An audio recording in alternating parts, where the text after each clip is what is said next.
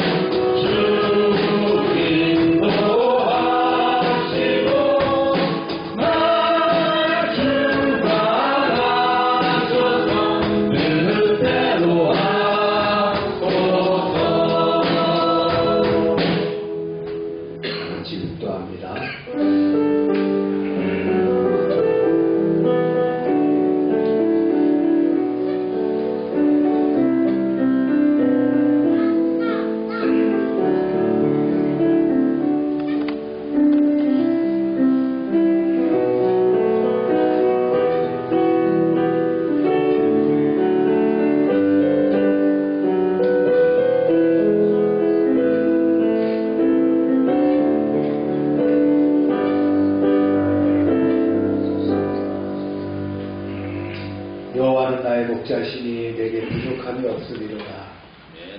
그가 너를 푸른 초장에 누이시며 쉴만한 물가로 인도하시는도다. 내 영혼을 소생시키시고 자기 이름을 위하여 의의 길로 인도하시는도다. 내가 사망의 음침한 골짜기로 다닐지라도 해를 두려워하지 않을 것은 주께서 나와 함께 하시니라. 주의 지팡이와 막대기가 나를 안위하시나이다. 주께서 내 원수의 목전에서 내게 상을 차려주시고 기름을 내 머리에 부으셨으니 내 잔이 넘치나이다. 내 평생의 선하심과 인자하심이 반드시 나를 따르리니 내가 여호와의 집에 영원히 살리로다. 아멘. 자비와 긍휼이 풍성하신 하나님 아버지, 오늘도 생명과 은혜를 허락하시어 폭염 가운데 지켜주시고 거룩한 주님의 전에 나와 예배하게 하시니 감사드립니다. 여호와는 우리의 목자이시며 부족함이 없게 하시고 우리의 영혼을 소생시키시는 하나님이심을 믿음으로 고백합니다.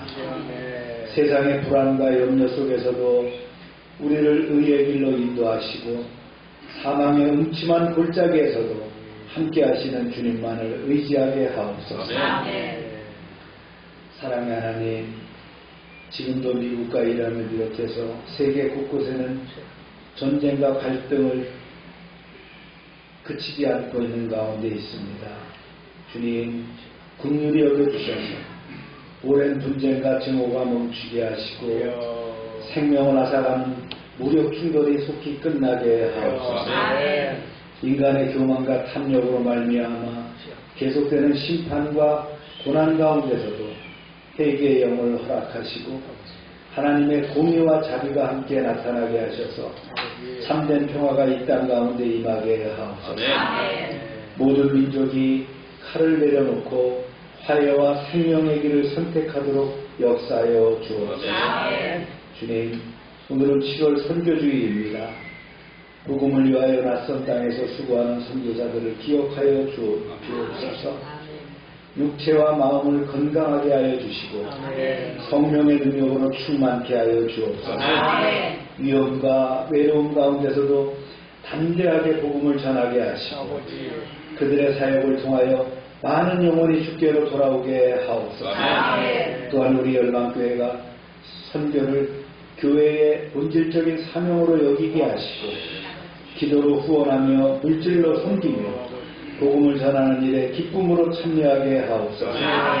보내는 교회로서 맡겨진 사명을 끝까지 충성되게 감당하게 하시고 열방을 향한 하나님의 마음을 품는 공동체가 되게 하옵소서.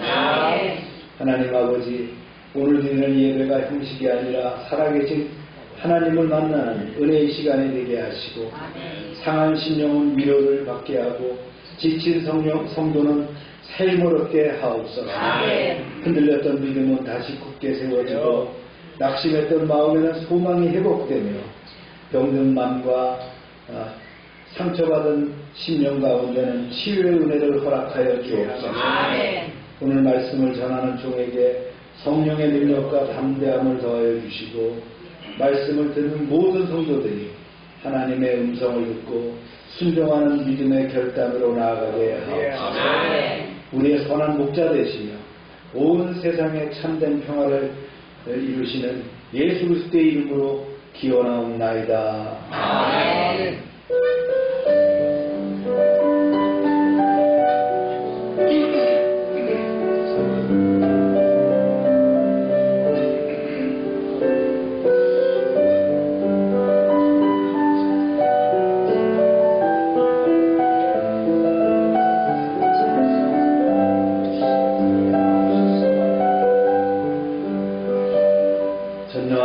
천지를 만드신 하나님 아버지를 내가 믿사오며 그 외아들 우리 주 예수 그리스도를 믿사오니 이는 성령으로 잉태하사 동정녀 마리아를 하시고 본디오 빌라도에게 고난을 받으사 십자가에 못 박혀 죽으시고 장사한 뒤 사흘 만에 죽은 자 가운데서 다시 살아나시며 하늘에 오르사 전능하신 하나님 우편에 앉아 계시다. 저희로서 산자와 죽은 자를 심판하러 오시리라. 성령을 믿사오며 거룩한 공예와 성도가 서로 교통하는 것과 죄를 사해 주시는 것과 몸이 다시 사는 것과 영원히 사는 것을 믿사옵나이다. 아멘. 자리에 앉으시기 바랍니다.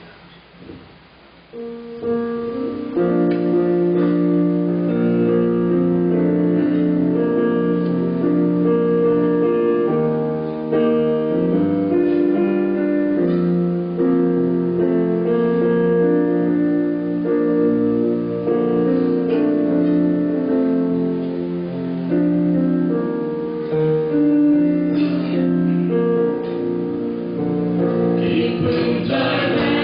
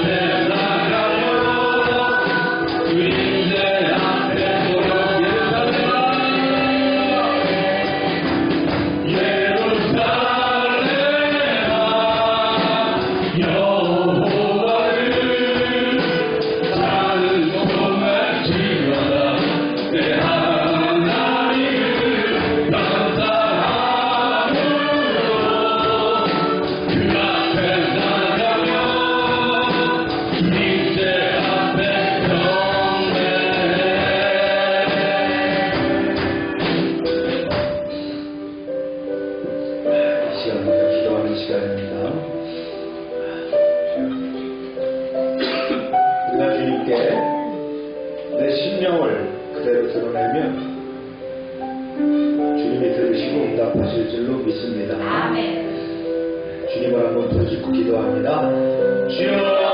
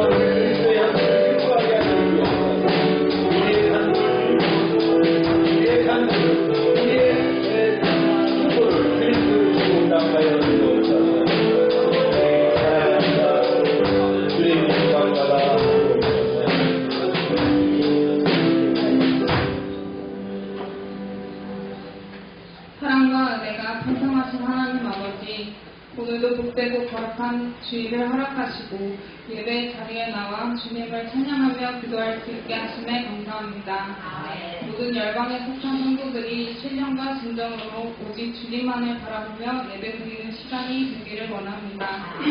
지난 한 주도 우리의 삶을 지켜주시고 크고 작은 순간마다 함께하여 주심에 감사합니다. 기쁠 때는 감사할 수 있게 하시고 어려운 순간에는 다시 일어설 힘과 위로를 허락하셔서 하루하루를 살아가게 하심에 감사합니다. 무더위 속에서도 건강을 지켜주시고 구준비 가운데서도 안전한 환경을 허락하심에 감사합니다. 일상 속에서 우리가 미처 깨닫지 못한 순간에도 선한 길로 인도하여 주시고 필요한 은혜를 채워주심에 감사합니다. 하지만 우리는 주님의 사랑을 알면서도 걱정과 염려가 찾아오면 하나님보다 세상의 시선으로 바라볼 때가 많았습니다. 기도보다 우리의 생각을 앞세우고 감사보다 불평을 먼저 하며 작은 일에도 쉽게 낙심하고 부족한 믿음으로 살아갔음을 고백합니다. 또한 주님께 받은 사랑을 이웃에게 온전히 전하지 못하고 말과 행동으로 상처 주었던 순간들도 있음을 고백합니다. 이 시간 우리의 부족함과 연약함을 주님 앞에 내려놓습니다.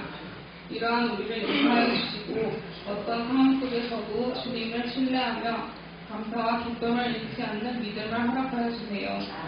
세상의 기준이 아니라 말씀 따라 살아가며 주님의 사랑을 삶으로 나타내는 우리가 되기를 원합니다.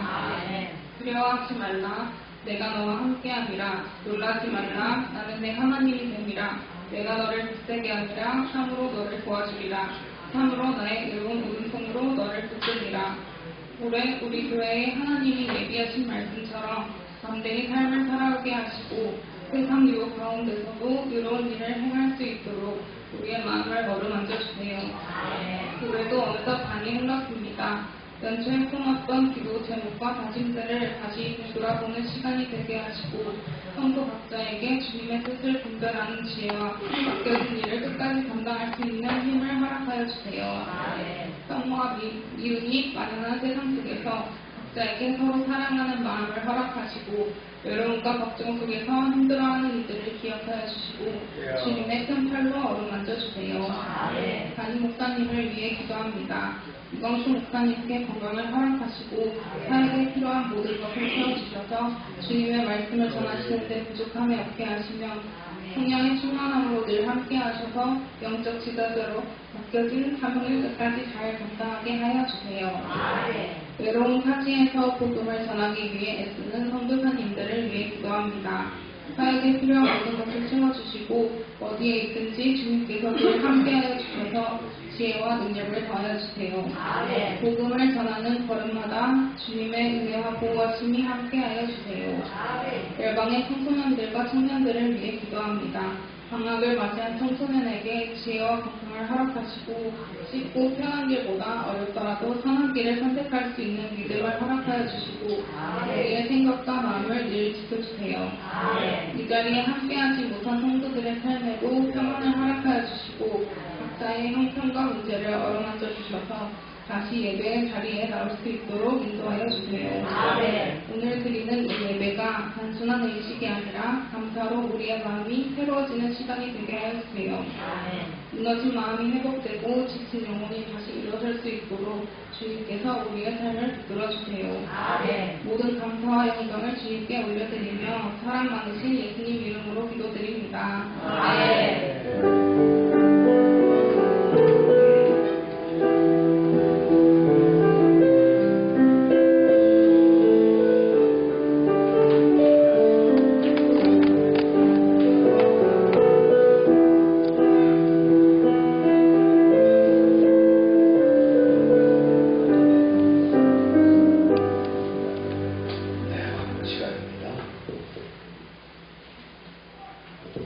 지난주에는 그 영상이 잘못돼서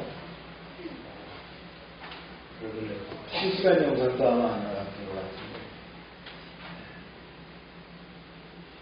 신경 써서 좀 하도록 하겠습니다. 전도세 말아해 주시고요. 큐티 잘 감당해 주시고 오늘 애차는 열무 비빔밥과 수박입니다. 영원한 반석교회 봉헌 예배가 오늘 오후 4시에 있어서 참여하도록 하겠습니다. 열방제과동센터 프로그램을 진행합니다. 여름방학이 이제 진행이 시작되기 때문에 화요일부터 방학 프로그램을 또 이렇게 진행합니다. 그러면 방학 프로그램엔 두 끼 급식을 하게 돼요. 점심과 저녁. 최계동 교사님 또 다음 주 출국하시고요. 오늘은 7월 선교주일입니다. 다 같이 읽겠습니다. 시작. 두려워하지 마라. 내가 너와 함께합니다. 놀라지 마라. 나는 내 하나님이 됨이라. 내가 너를 붙들게 하리라. 참으로 너를 도와주리라. 참으로 나의 의로운 오른손으로 너를 붙들리라. 디모데후서 4장입니다.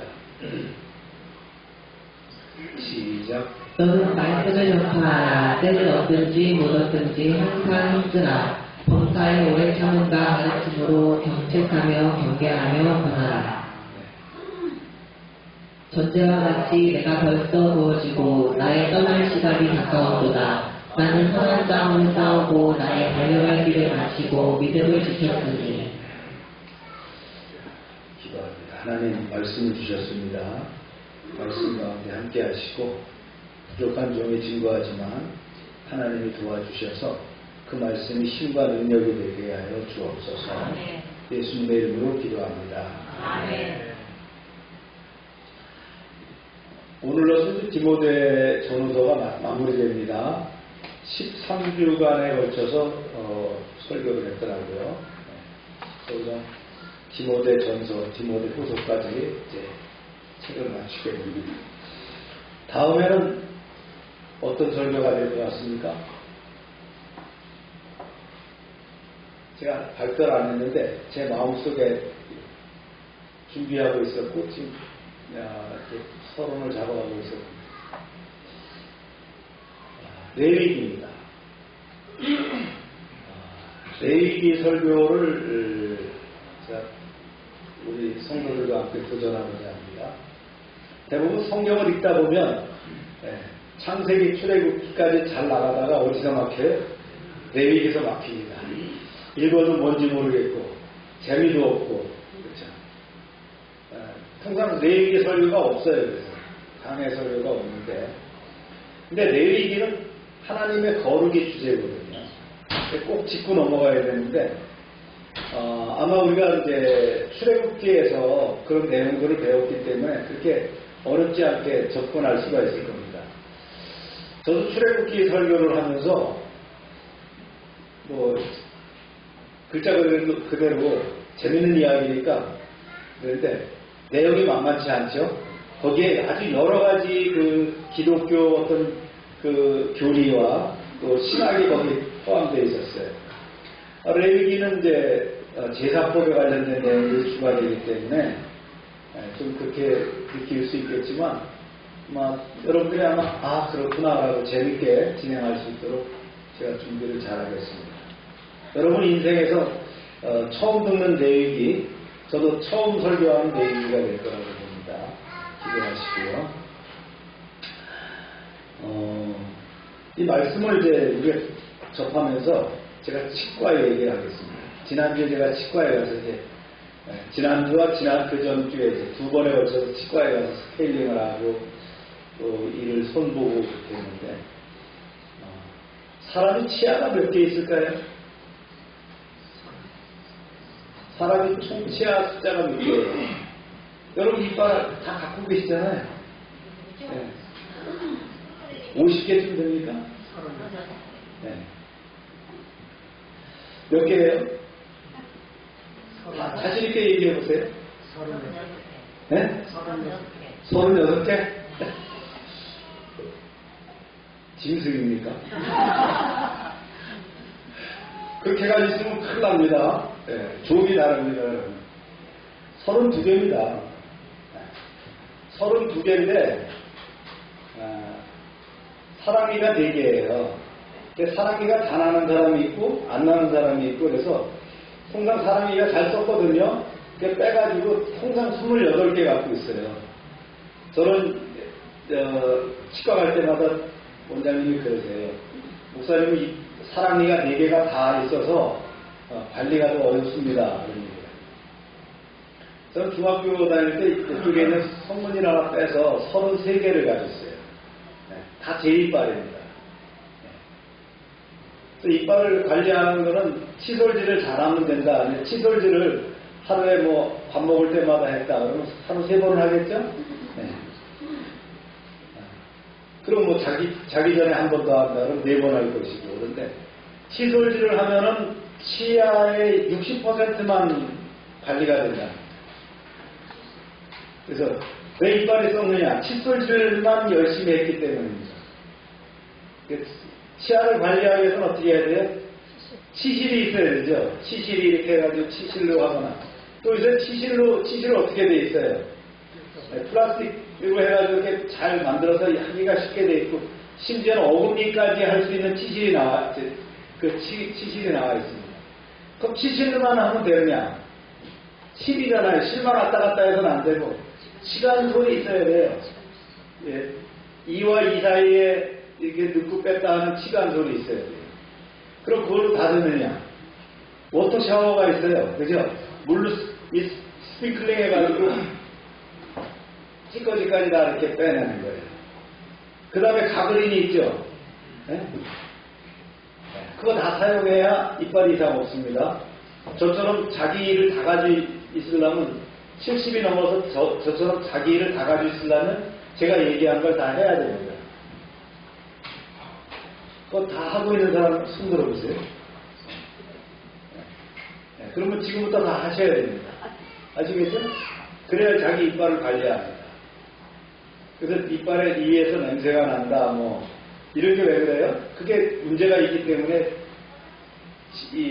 이빨이 상하거나, 그러니까 치아 자체가 상아들이 상하거나, 잇몸이 상하거나, 신경이 상하거나, 그 다음에 거기를 붙잡고 있는 뼈가 상하거나 이렇게 되는 거예요. 성경의 말씀도 그래요. 꼼꼼히 안 보고요. 대충 보게 되면은 맨날 몇 % 본다고요? 통상 설교에서 다루는 말씀이 10%에서 20%가 안 됩니다. 우리 교회에서 하는 설교들은 그래서 강해를 포함해갖고 전 성경을 다 다루게 하는 것을 제가 하고 있거든요.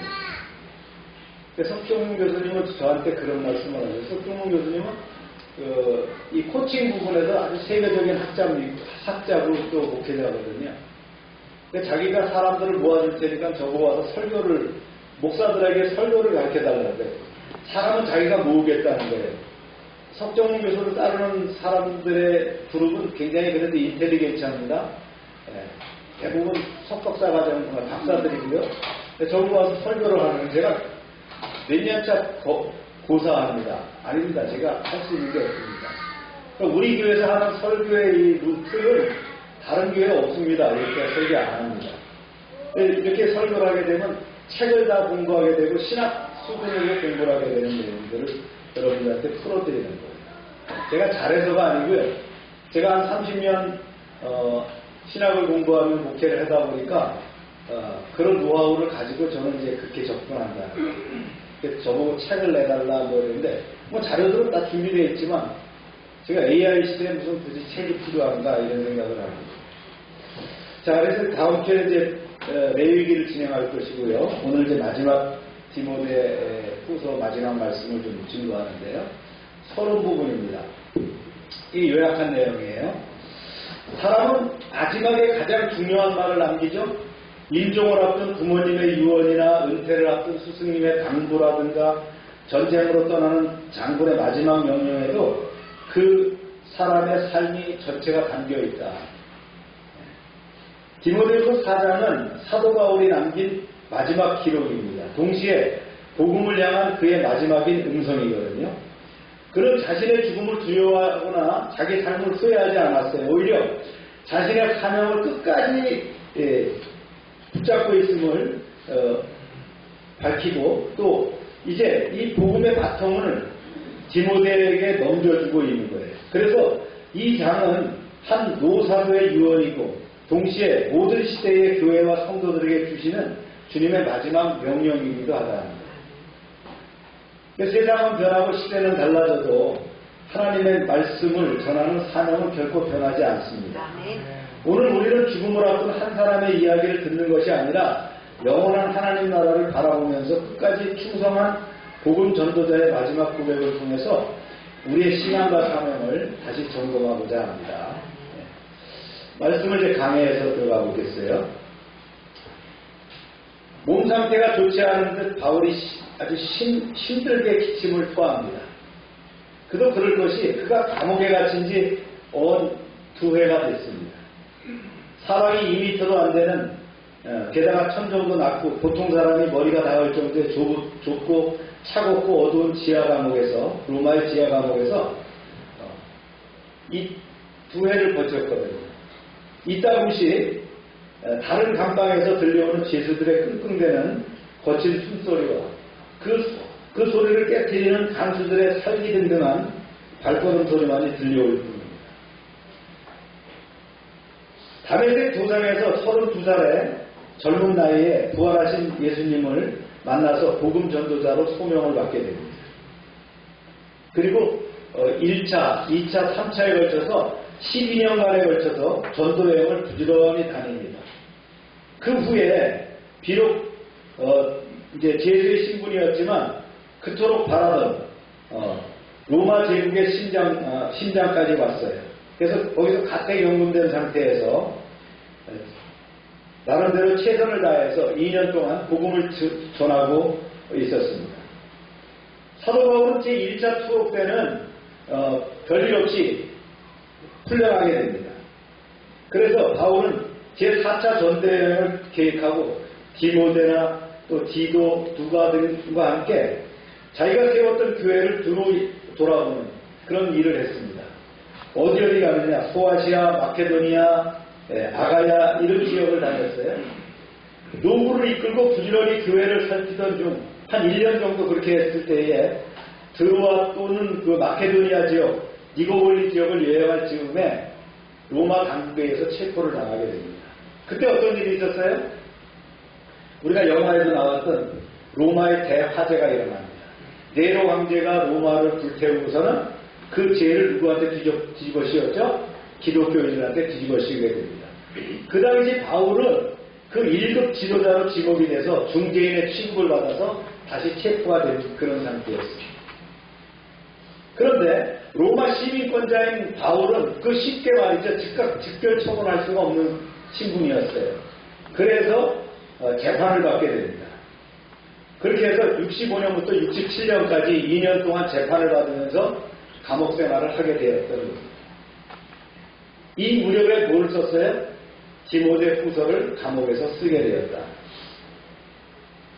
바울도 느꼈습니다. 머지않아 자기가 순교할 시간이 닥쳐왔다는 걸 느꼈어요.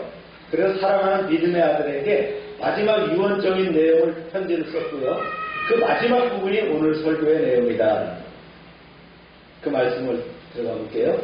복음 전도자의 인물을 얘기합니다. 시작. 하나님 앞과 살아있는 자와 죽은 자는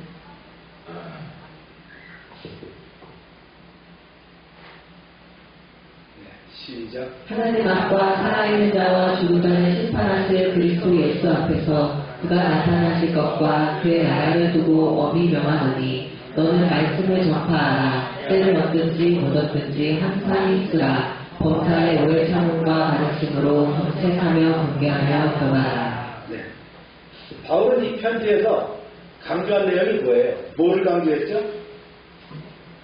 하나님의 말씀을 강조했어요. 말씀을 어떻게 하라고요? 네, 전파하라. 고린도 후서의 주제는 말씀입니다. 말씀은 뭐예요? 말씀은 로고스입니다. 요한복음에 보면 말씀이 뭐가 됐다 그랬어요? 육신이 되었다는 거예요. 말씀이 육신이 되어서 이 땅에 오셨다는 거예요. 예수 그리스도의 뭐를 얘기하는 거예요? 성육신을 얘기하고 있죠. 말씀은 곧 뭐예요? 말씀을 전하라는 건 누굴 전하라는 거예요? 예수 그리스도를 전하라는 거예요. 이걸 더 구체적으로 얘기하면 말씀을 전하라는 건 예수 그리스도의 십자가의 죽으심과 부활을 전하라는 거예요. 그게 바로 기독교의 구원이라는 거예요. 아멘입니까? 그러면서 이제 계속 얘기를 합니다. 시작. 때가 이르노니 사람이 받은 교훈을 듣지 아니하며 귀가 가려워서 자기의 혈육을 따를 스승을 많이 두고 또 그 귀를 진리에서 돌이켜 허탄한 이야기를 따르리라. 그러나 너는 모든 일에 신중하여 고난을 받으며 전도자의 일을 하며 내 직무를 다하라. 네. 귀가 가렸다. 이렇게. 귀가 가렸다는 건 뭘 얘기하는 거예요? 네. 귀가 가려면 뭔가 이렇게 시원하게 긁어줄 말이 필요하잖아요. 네. 그런 말만 들으려고 하는 사람이 있다는 거예요. 누가 그랬어요? 대표적으로 아하방이 나옵니다. 미가야 선지자가 아하방한테 그래요. 왕이시여, 전쟁에 나가면 죽습니다. 그러니까 야, 김밥 옆구리 터지는 소리 하지 마. 400명의 이제 거짓 선지자들을 불러놓고 얘기를 하니까 그들이 기도를 해보더니 뭐라고 했어요? 왕이시여, 평안입니다. 샬롬, 전쟁에 나가세요. 이렇게 했어요. 결과는 어떻게 됐어요? 죽었죠. 그래서 아하방처럼 자신의 이익과 욕망에 부합되는 말만 듣기를 원한다는 거. 이게 뭐냐면 바로 말세가 이르면 사람들이 올바른 교환을 받아들이지 않으려는 거예요. 귀가 가려워서 귀를 긁어줄 그런 말만을 듣기를 원한다는 거예요. 듣기 싫은 소리도 들어야 될 줄로 믿습니다. 네. 그래서 아내의 잔소리도 듣고, 그렇죠? 네. 남의 말도 들을 수 있어야 돼요. 수용할 수 있어야 돼요. 남의 말을 다 가리우면 안 된다. 네. 가리운 거를 귀를 시원하게 긁어줄 말만을 바란다면 그건 간신입니다. 그런 말만 하는 사람은. 계속합니다. 언제나 내가 벌써 부어지고 나의 떠날 시간이 가까웠도다. 나는 선한 싸움을 싸우고 나의 달려갈 길을 마치고 믿음을 지켰으니 이제 서로는 나를 위하여 의의 면류관이 예비되었으므로 주 곧 의로우신 재판장이 그날에 내게 주실 것이며 내게만 아니라 주의 나타나심을 사모하는 모든 자에게로니라. 전제라는 게 나오잖아요. 전제라는 것은 제사 방법 중에서 화제, 불로, 그 다음에 거제 들어올리고 요제 흔들어서, 그 다음에 전제 부어서 붓는 제사예요. 그래서 포도주나 기름이나 피를 부어드리는 제사를 전제라고 하는데, 바울은 사명의 제단 위에 자신의 피를 부어서 순교할 때가 이르렀다는 걸 직감했어요. 바울이 직감한 것처럼 바울은 머지않아서 로마 법정에서 사형의 언도를 받고요. 로마 근교 오스티안 가도에서 참수형을 당합니다. 그때가 주후 67년 말경입니다. 그러니까 서기 67년 말경에 참수형을 당하게 됩니다.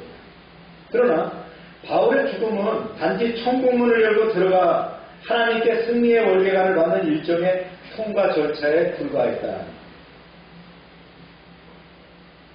정녕 바울은 아무런 그 후회 없이 한 점 부끄러움 없이 복음 전도자에게 주어진 42.1km 마라톤 풀코스를 완주했어요. 최종 피날레를 눈앞에 둔 상태에서 자신의 길을 이어 트랙을 힘차게 달려갈 주자에게 바통을 넘겨주려 했다. 디모데에게 이제 개인적인 당부를 합니다.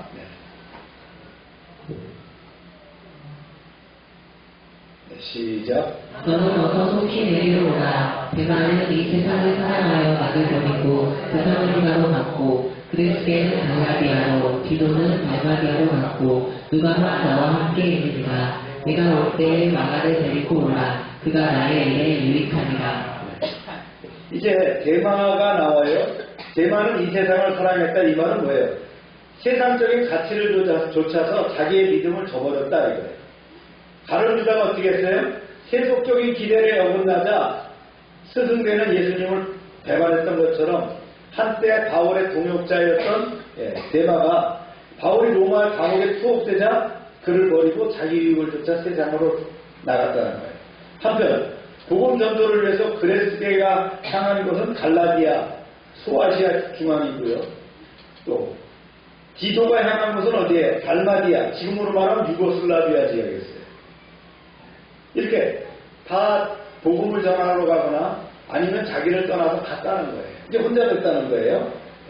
그럼 이제 두기고를 얘기합니다. 시작. 두기고는 에베소로 보내었노라. 내가 올 때 내가 그로와 아로의 집에 든 겉옷을 가지고 오고 또 채는 특별히 가죽종에 쓴 것을 가져오라. 우리 태공업자 알렉산더가 내게 해를 많이 입혔으매 주께서 그 행한 대로 그에게 갚으시리니 너도 그를 주의하라. 그가 우리 말에 심히 대적하였느니라.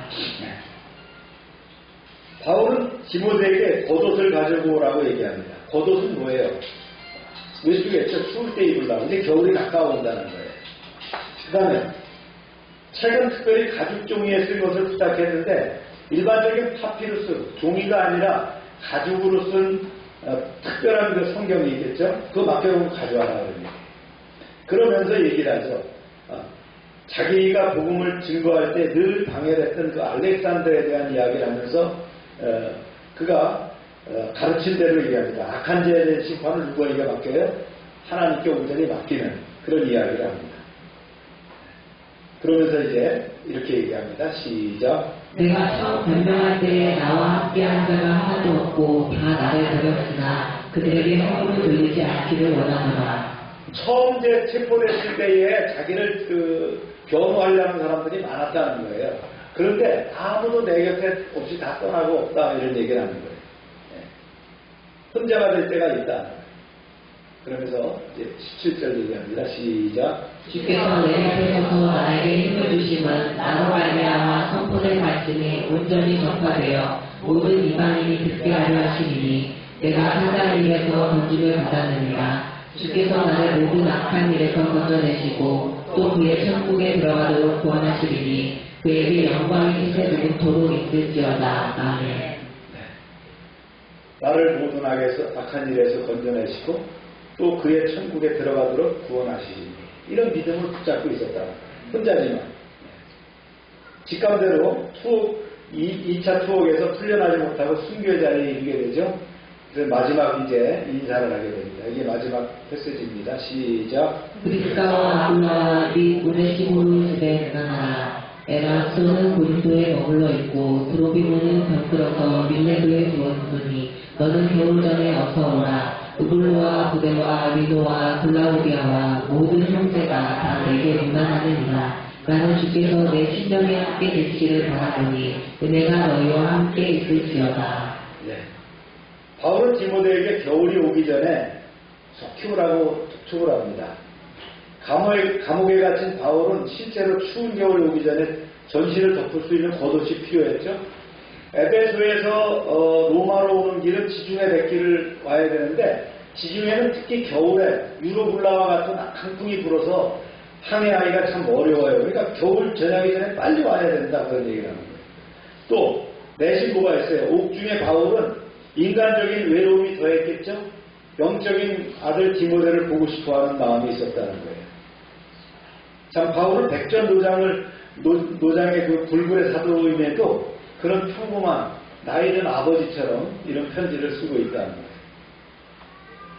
그래서 소아시아 지역에서 에베소 교회를 돌보던 디모데에게 두 번째 편지 디모데 후서를 작성을 마치게 됩니다. 그리고는 이제 사람을 통해서 보내게 되겠죠. 이때 아마 누가가 도와줬을 거예요. 디모데 전서를 쓰고 난 지 3년 뒤에 편지가 이제 발송되게 됩니다. 죽음의 그림자가 점점 다가오는데 디모데를 기다리는 그 바울의 마음은 하루하루 다르게 추워가고 있었다는 거예요. 그날 밤도 지하 감옥의 차가운 냉기가 바울의 야인 몸속으로 깊숙이 스며들고 있었을 겁니다. 이렇게 좀 편지를 마치게 됩니다. 이걸 이제 정리해서 한번 요약을 한번 해보겠어요.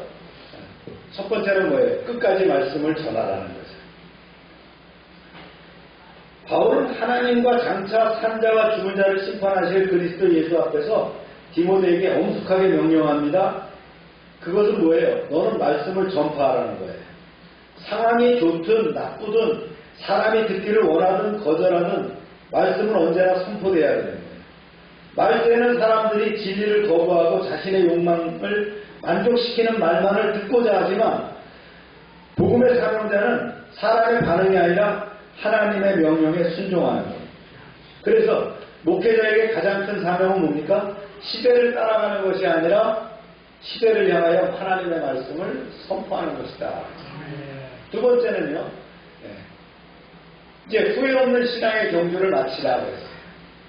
바울은 자신의 죽음을 두려워한 것이 아니라 하나님께 드려지는 전제로 표현을 했어요. 마지막 제사지요, 제 전제가. 그래서 그는 선한 싸움을 싸우고 달려갈 길을 마쳤고 믿음을 지켰다라고 고백합니다. 이것은 완벽한 삶을 살았다는 의미가 아니라 하나님께 받은 사명을 끝까지 포기하지 않았다는 고백입니다.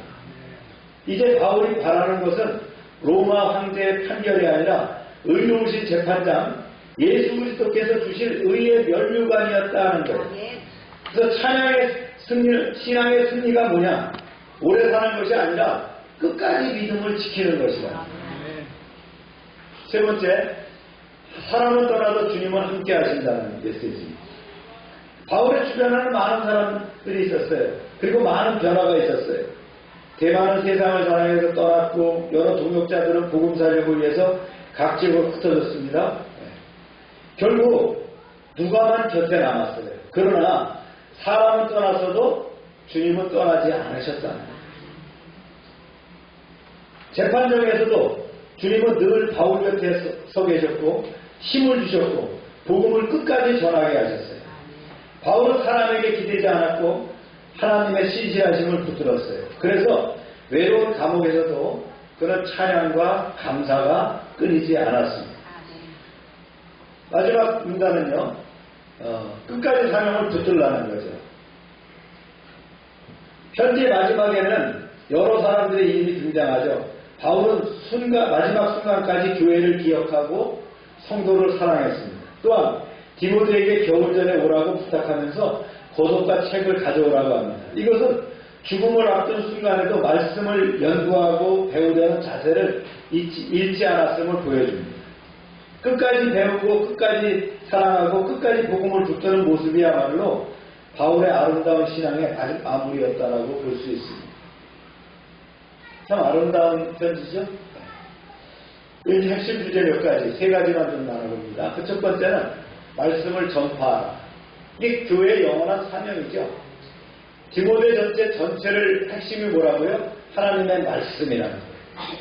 그래서 디모데 전서 후서를 보면 1장에는 말씀을 지켜라 그랬어요. 이게 말씀을 따라 살아야 된다는 거죠. 두 번째는 말씀을 분별하라는 거예요. 뭐가 진짜고 가짜인지 말씀을 정확하게 분별해야 된다. 그 당시 이단이 하도 많았잖아요. 세 번째, 말씀 안에 거하라는 거예요. 그리스도 안에 거하라는 거예요. 그 다음에 세 번째 뭐예요? 말씀을 전파하라. 내가 말씀 안에 살 뿐만 아니라 그 말씀을 증거하는 자가 되어야 된다. 이런 얘기였어요.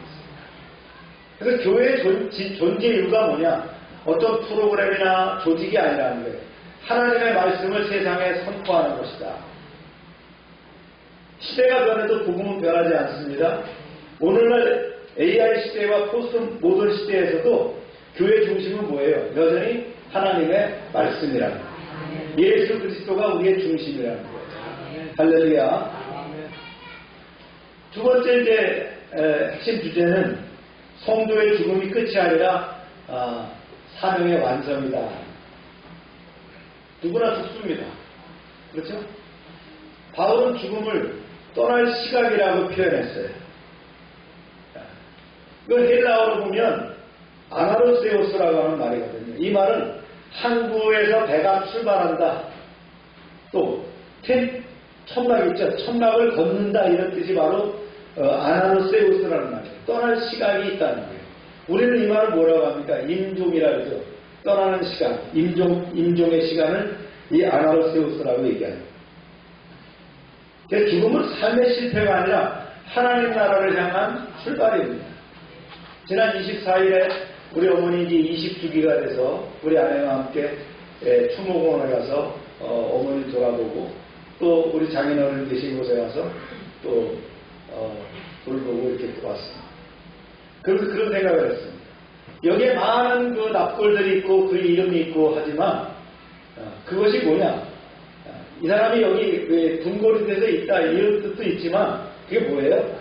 하나님 나라를 향해서 떠나간 사람들의 출발점이 바로 거기였다는 거예요. 태어나서 언제 하나님 나라에 갔는데 그 사람이 출발했다, 하나님 나라에 갔다라는 그 표시가 바로 여기에 남아있다. 그래서 성도는 죽음을 두려워하지 않고 사명을 완성하는 마지막 관문을 바라보고 살아야 될 줄로 믿습니다. 세 번째는요, 의의 면류관에 대한 신학이거든요. 바울이 말한 의의 면류관은 행위의 공로가 아니에요. 살아가면서 내 행위가 어떻기 때문에 받은 표창장, 훈장, 이게 아니라는 거예요. 믿음을 지킨 자에게 주시는 하나님의 은혜의 상급이 바로 면류관이다. 이 면류관은 사역의 성공이 아니라 믿음의 충성에 대한 상급입니다. 또 우리 성도들에게 약속된 소망이라는 거예요. 신약 성경에는 이 5가지 면류관에 대해서 얘기를 합니다. 그래서 이 면류관은 구원의 조건이 아니라 뭐라고요? 하나님이 주시는 상급의 상징이라는 거예요. 5가지 면류관이 있어요. 의의 면류관, 끝까지 믿음을 지킨 성도들에게 주는 상급입니다. 또 생명의 면류관, 고난과 시험을 이긴 상급, 순교자나 환난을 견딘 성도들, 생명의 면류관을 말하는 거예요. 영광의 면류관, 목양의 상급이거든요. 목회자, 영적 지도자들에게 주는 상급입니다. 그 다음에 속죄하는 면류관이 있어요. 절제와 경주의 그 상급이라는 거예요. 자기 자신을 훈련한 성도들에게 준다. 또 자랑의 면류관, 전도의 열매, 전도한 사람들한테 준다는 거예요. 네. 자랑의 면류관, 하나님께 나가서 우리가 자랑의 면류관을 드릴 수 있어야 된다. 이 5 면류관의 공통점이 뭐냐? 이 면류관은 세상의 공로와 관계가 없다는 거예요. 하나님의 은혜 안에서 충성스럽게 살아간 성도들에게 주시는 상급이 바로 면류관이다. 사도 요한은 하늘에서 성도들이 받은 면류관을 주님 앞에 내어놓는 장면을 환상으로 보면서 이야기했어요. 요한계시록 4장 10절에 그랬어요. 그들이 자기의 면류관을 보좌 앞에 드리며 모든 상급의 영광이 결국 누구한테로 돌아가는 거예요? 하나님께로 돌아갔다. 성도는 면류관을 자랑하기 위해서 받은 것이 아니라 그 면류관으로 다시 하나님께 영광을 돌리기 위해서 받는다는 거예요. 따라서 디모데후서 4장에서 바울이 고백한 의의 면류관은 단지 개인의 영예가 아니라 뭐라고요? 평생 복음을 위해 충성한 삶에 대한 하나님의 인정이며 마지막에 그 모든 영광을 주님께 돌려드리는 승리의 면류관이다. 여러분의 면류관, 이제 그 면류관이 하나님 나라에 가서 하나님께 드려질 줄로 믿습니다. 주님 말씀하시겠죠? 잘했다 충성된 중아. 오늘 말씀을 마무리하면서 조금만 통찰입니다. 오늘 말씀은 무엇을 남길 것인가? 바울은 믿음의 아들 디모데에게 유언을 남겼는데 너는 말씀을 전파하라 명령을 했어요. 바울은 떠나갔지만 복음은 계속되는 거죠. 오늘 말씀에서 우리가 묻습니다. 나는 끝까지 무엇을 붙들고 살아갈 것인가? 그 첫 번째 메시지가요. 말씀을 끝까지 전해야 된다. 오늘 말씀 다시 읽어볼까요? 시작. 너는 말씀을 전파하라. 때를 얻든지 무엇든지 항상 힘쓰라. 말씀은 로고스, 말씀이 육신이 되어 있다고 보셨죠? 말씀은 곧 예수 그리스도며 예수 그리스도의 십자가의 승리와 부활이 말씀이라. 할렐루야. 그래서 바울의 마지막 명령은 크게 교회를 만들어라. 말씀을 크게 교회를 세워라. 뭔가 이루어라. 그게 아니에요. 말씀을 전하라는 거예요. 사람들은 어떻게 해요? 시대가 변하면서 점점 다른 교훈을 듣지 않으려고 합니다. 자기 욕망에 맞는 것만을 찾게 됩니다. 그러나 복음의 일꾼은 사람의 반응에 흔들리지 않고 전도자의 일을 하며 직무를 다해야 된다. 명령에 순종해야 됩니다. 시대는 변해도 교회를 살리고 가정을 세우며 영혼을 구하는 것은 뭐예요? 오직 하나님의 말씀이라는 거예요. 할렐루야. 두 번째, 끝까지 믿음을 지켜야 한다는 거예요. 믿음이 중요하죠. 이렇게 얘기를 했어요. 바울은 시작. 나는 선한 싸움을 싸우고 나의 운명을 길에 마치고 믿음을 지켰으니. 네. 바울은 죽음을 떠날 시간이라고 그랬죠. 아나로스테오스라고 그랬어요. 네. 그래서 자신의 생명을 하나님께 드리는 전제로 표현을 했습니다. 그는 완벽하게 살았다고 자랑한 것이 아니라 고난과 실패 속에서도 복음을 버리지 않았다라고 고백을 합니다. 그래서 신앙의 승리는 많이 이루는 데 있는 것이 아니에요. 끝까지 믿음을 붙잡는 데 있는 거예요. 믿음을 지키는 데 있는 거예요. 이 믿음이 뭐예요? 하나님을 사랑하고 말씀에 순종하는 거잖아요. 인생의 마지막 남는 것이 뭐예요? 재산이나 명예가 아니라 하나님께 대한 믿음과 충성이다. 바울은 의의 면류관이 예비되었다라고 확신했어요. 그래서 로마 법정에서 그는 사형에 선고될 수 있었지만 최종의 재판장은 누구라고 생각했어요? 의로우신 예수 그리스도께서 자기에게 주시는 면류관이 있다라고 생각했다. 세상이 우리를 어떻게 평가하든 주님께 인정받는 삶은 뭐예요? 네. 오늘 말씀을 끝까지 지키는 거예요. 말씀을 사랑하는 거예요. 주님을 사랑하고 그 말씀에 순종하는 그런 삶을 사는 여러분 되시길 축원합니다. 세 번째, 사람이 떠나도 주님은 함께 하신다는 거예요. 이렇게 얘기했죠. 시작. 주께서 내 곁에 서서 나에게 힘을 주시나. 네, 살아가는 대마 세상을 사랑해서 떠났어요. 첫 재판 때는 많은 사람들이 도와줬지만 이제 두 번째 재판을 받으려고 할 때는 주변에 없었어요. 그러나 바울은 사람들을 원망하지 않았어요. 그들에게 허물을 돌리기를 원하지 않노라라고 얘기했습니다. 사람은 떠났지만 주님은 그의 곁에서 힘을 주셨기 때문입니다. 사랑하는 여러분, 우리도 홀로 남겨질 때가 다가옵니다.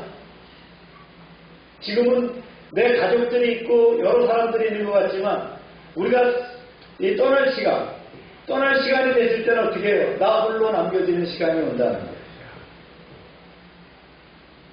그러나 주님은 가장 외로운 시간에 더욱더 가까이 계십니다. 우리가 믿음을 잃지 않아야 될 것은 그겁니다. 나 혼자 떠날 시간이 됐을 때에도 내 주님이 함께 하신다는 그 믿음. 바울이 믿는 그 구원은 고난을 피하는 것만이 아니라 죽음을 넘어서 하나님 나라에 들어가게 하시는 완전한 구원이었다는 거예요. 그래서 그는 뭐라고 고백했냐면 이렇게 고백했어요. 시작. 주께서 나를 모든 악한 일에서 건져내시고 그의 천국에 들어가도록 구원하시리니. 이게 떠날 시각에 바울이 기억했던 말씀이었다. 사람은 떠나도 주님은 함께 하시는 줄로 믿습니다. 내가 어렵고 힘들어할 때에 주님은 나의 강한 손으로 편팔로 나를 붙잡아 주시는 줄로 믿습니다. 네 번째 말씀 마지막이죠. 복음의 바통을 다음 세대에 넘겨야 한다는 거예요. 그래서 그랬죠. 너는 겨울 전에 어서 오너라. 바울은 죽음을 앞두고 디모데를 기다렸고 겉옷과 책을 가져오라고 부탁했어요. 그는 마지막까지 배우고 사람을 사랑하고 다음 세대를 준비했습니다. 바울의 사역은 끝나갔지만 디모데가 그 말씀을 이어 전해야 했습니다. 우리도 언젠가는 떠납니다. 그러므로 자녀와 다음 세대에게 재산과 건물만이 아니라 살아있는 믿음과 복음을 남겨야 할 줄로 믿습니다. 바울의 마지막 인사가 뭐예요? 은혜가 너희와 함께 있을지어다. 오늘 말씀했습니다. 바울은 떠났지만 복음은 계속됩니다. 디모데후서 4장은 한 사도의 생애가 끝난 이야기가 아니라 복음의 사명이 다음 세대로 이어지는 이야기죠. 바울은 감옥에 갇혔지만 하나님의 말씀은 갇히지 않고 바울은 죽었지만 복음은 멈추지 않았습니다. 우리도 언젠가는 하나님 앞에 서게 됩니다. 그날 많은 것을 이뤘습니다가 아니라 바울처럼 선한 싸움을 싸우고 달려갈 길을 마치고 믿음을 지켰습니다라고 고백할 수 있어야 할 것입니다. 끝까지 말씀을 붙들고 믿음을 지키며 우리 곁에 서 계시는 주님을 의지하고 받은 복음을 다음 세대에 넘겨주는 여러분이 되기를 주의 이름으로 축원합니다. 기도합시다.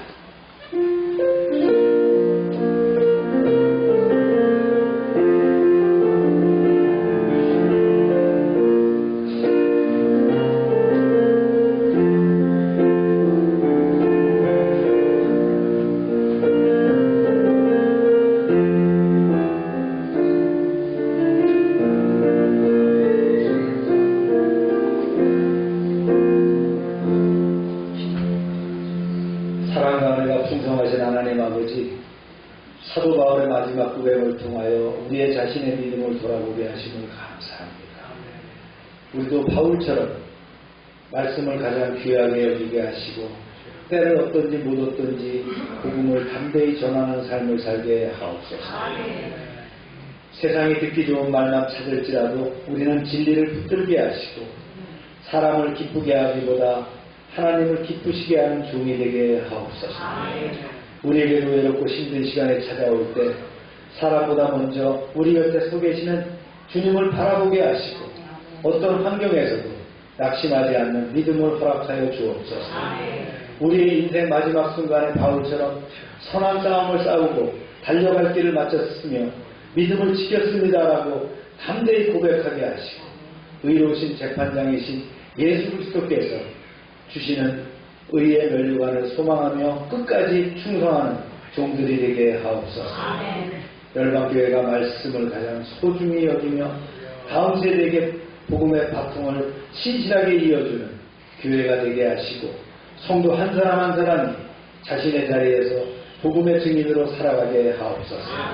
예수님의 이름으로 기도합니다. 다 같이 일어나셔서 찬송 338장 드리겠습니다. 축도를 받습니다.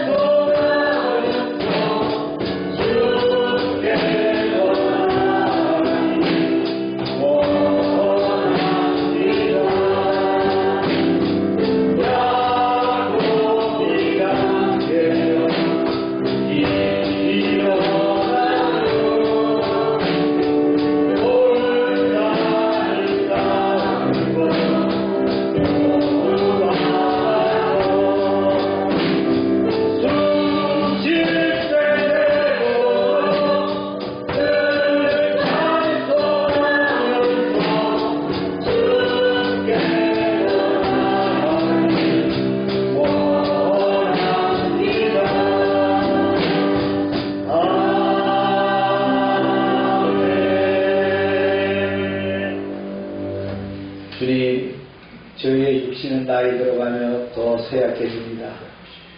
질병도 아버지 하나님 생깁니다. 세상의 방법으로 고칠 수 없지만 하나님의 능력으로 치유하여 주옵소서. 주님의 강한 손 편팔로 붙잡아 주실 때, 피 묻은 손으로 안수하실 때에 우리가 회복될 줄로 믿사오니 이 시간 역사하셔서 우리를 고쳐 주옵소서. 상한 심령을 치유하여 주옵소서. 온전하게 회복시켜 주옵소서. 그리하여 하나님께 영광 돌리며 사는 인생 되게 하여 주옵소서. 날마다 넘치는 구원의 은총에 감사드리며 저희들에게 주신 것을 구별하여 하나님께 드립니다. 약속의 말씀대로 10의 1조를 또 감사의 예물을 또 선교의 예물을 또 약정된 임무를 드릴 때에 30배, 60배, 100배로 차고 넘치게 하여 주옵소서. 주님께서 보호하시되 황충을 쫓아내게 하시고 악한 것들을 구축하게 하시고 주님의 손으로 보호함이 드러나게 하여 주옵소서. 과실이 기한 전에 떨어지지 않도록 보호하여 주시기를 원합니다. 늘 주님께서 함께 하심으로 눈동자처럼 보호받게 하여 주옵소서. 하나님의 말씀을 삼가듣고 그 모든 명령을 지켜야 하는 하나님의 자녀들을 축복하사 세계 모든 민족 위에 뛰어나게 하여 주옵소서. 말씀에 순종하면 모든 복이 우리에게 그대로 미칠 줄로 믿습니다. 성읍에서도 복을 받고 들에서도 복을 받고 몸의 소생과 토지의 소산과 짐승의 새끼와 우양의 새끼가 복을 받으며 광주리와 떡반죽 그릇이 복을 받으며 들어와도 복을 받고 나아가도 복을 받을 것이며 대적이 일어나 우리를 치료할지라도 그들이 한 길로 왔지만 7길로 도망가게 하여 주옵소서. 하나님께서 우리를 위하여 하늘의 아름다운 폭우를 열어사 우리의 땅에 때를 따라 비가 내리게 하시고 우리의 손으로 하는 모든 일에 복을 주셔서 많은 사람들에게 나누며 베풀게 하시고 머리가 되고 꼬리가 되지 않게 하시고 위에만 있게 하시고 아래에 있지 않게 하여 주옵소서. 저희가 드리는 이 물질 하나님이라는 데 귀하게 쓰임받게 하시고 쓰이는 곳마다 하나님의 영광과 역사가 드러나게 하여 주옵소서. 이제는 우리 주 예수 그리스도의 은혜와 하나님 아버지의 큰 사랑과 성령의 교통하심이 이제부터 영원토록 함께 하시기를 축원하옵나이다.